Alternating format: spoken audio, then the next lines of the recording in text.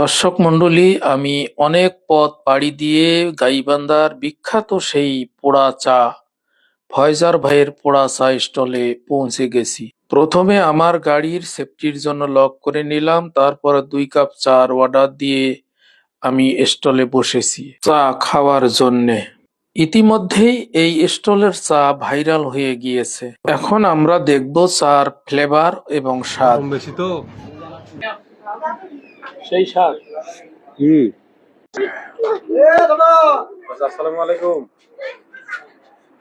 এখানে এই যে পোড়া মাটির কাপে চা দেওয়া হয়, চা সেই স্বাদ, সুন্দর চা।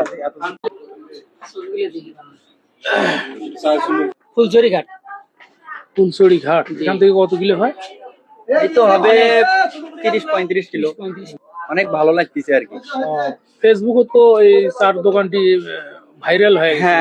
হ্যাঁ, তার জন্য ভাইরাল হয়েছে। আমরা দেখলাম, ফেসবুকে দেখলাম, দেখি আমার লোকেশন ট্র্যাক করে এখানে আসলাম।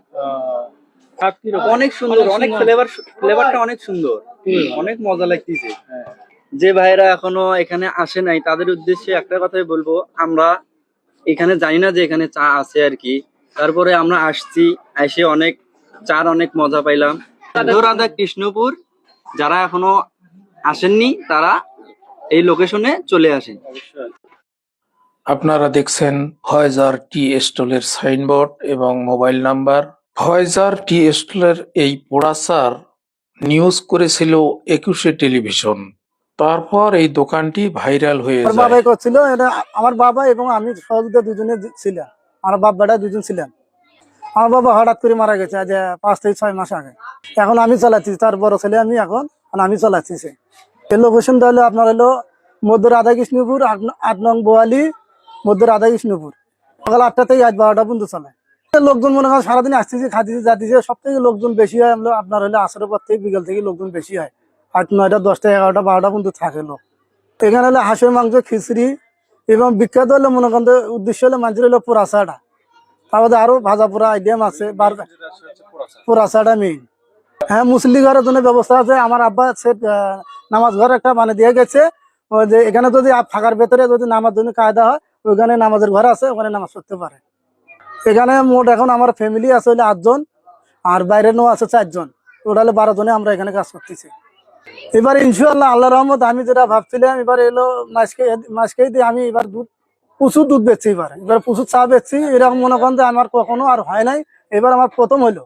এবার ঈদে আমি 60 মণ দুধ বেচছি আমি। আমার ঈদের দিনে একদিনে 60 মণ দুধ বেচছি এবং আমার দুধ নেওয়া ছিল 100 মণ। ঈদের দিনে আমি 60 মণ খাওয়া ফেলাছি আল্লাহ রহমত। হ্যাঁ, এটা আমার ফার্ম নেওয়া আছে, 3টা ফার্ম আছে। না, নিজস্ব ফার্ম না, এটা আমার কন্ট্রাক্ট করা আছে। আর এই এবং আমার কাছে দুধের দামও রেট কম, 50 টাকা করে কেজি নেই আমি।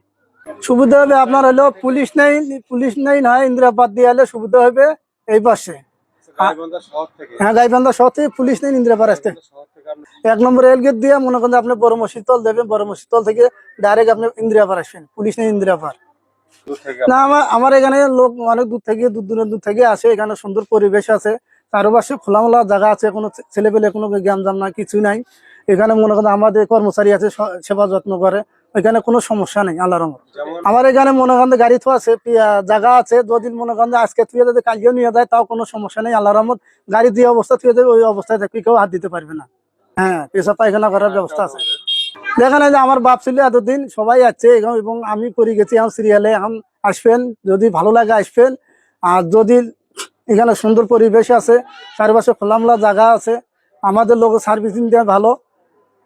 আমার চাও আছে, আমার বাবা যেরকম তৈরি করে গেছে আমি ওরকম তৈরি করতেছি ইনশাআল্লাহ। বুঝতে পারছেন, চার কোনো সমস্যা নেই। আসবেন খাবেন, কোনো সমস্যা নাই।